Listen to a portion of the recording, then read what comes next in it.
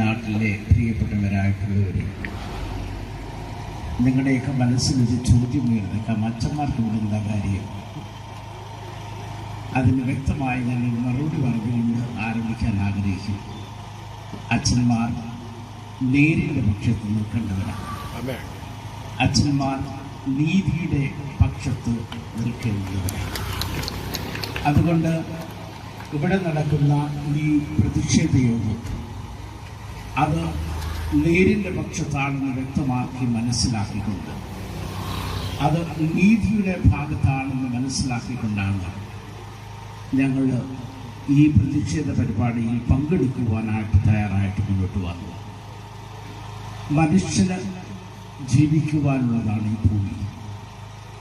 മനുഷ്യന് ജീവിക്കണമെങ്കിൽ സ്വച്ഛമായി സ്വസ്ഥമായി ജീവിക്കുവാനുള്ള ഒരു അന്തരീക്ഷം ഉണ്ടാകേണ്ടുന്നത് ആവശ്യമാണ്.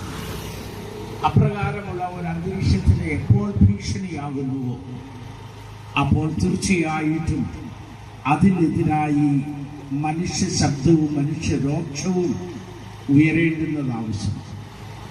ഇന്ന് ഈ സന്ധ്യയിൽ നാം കാണുന്നതാണ് ഈ ഭാഗത്തെ മനുഷ്യവാസത്തിന് ഭീഷണിയായിരിക്കുന്ന ഒരു മഹാവിപത്തിനെതിരായിട്ട് ശബ്ദമുയർത്തുവാൻ, നമ്മുടെ ആശങ്കകൾ അറിയിക്കുവാൻ, സ്വസ്ഥമായി സ്വച്ഛമായ വായു ശ്വസിച്ചുകൊണ്ട് ആരോഗ്യത്തോടുകൂടി ഈ ഭൂമിയിൽ ജീവിക്കുവാനുള്ള നമ്മുടെ അവകാശത്തെ നമുക്ക് ക്ലെയിം ചെയ്യുവാൻ, ഇങ്ങനെ ഒരു ക്രമീകരണം ചെയ്യുവാൻ ഇതിന് പിന്നിലെ ആൾക്കാർക്ക് ദൈവം തോന്നിച്ച എല്ലാ കൃപകൾക്കാണ് ഞാൻ ദൈവത്തിന് സ്തോത്രം ചെയ്യും.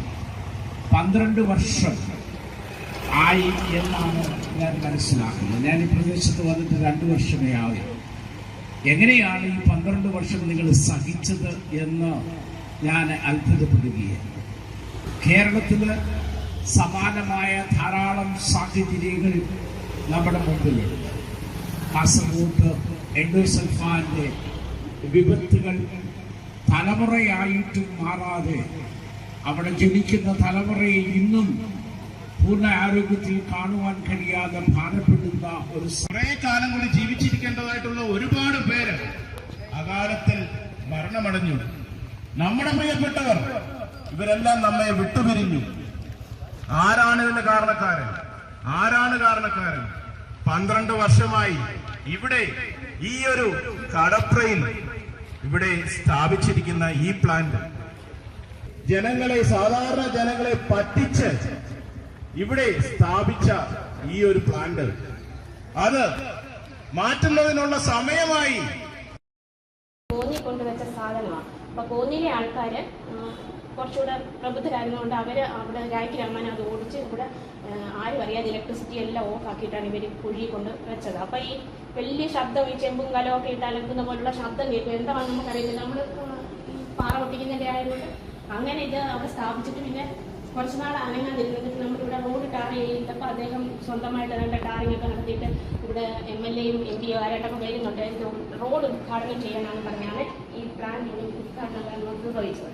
അതിനുശേഷം 3 മാസക്കാലം 24 മണിക്കൂർ ഇത് കണ്ടിന്യൂസ് ആയിട്ട് പ്രവർത്തിച്ചിട്ട് ഇവിടെ ഒരു രാഷ്ട്രീയ പാർട്ടികളും ഒരു മതസംഘടനകളും ഇതെന്താണെന്ന് പോലും അന്വേഷിക്കുന്നില്ല. അഗ്നികുണ്ടത്തിൽ പുക വരുന്നത് പോലെ പുക വന്നുകൊണ്ടിരിക്കുന്നത്. അന്നേരം ഇതിന്റെ ഹൈറ്റ് 10 മീറ്റർ അങ്ങാണ്ടേ ഉള്ളായിരുന്നു ചിമ്മിനിയുടെ ഹൈറ്റ്.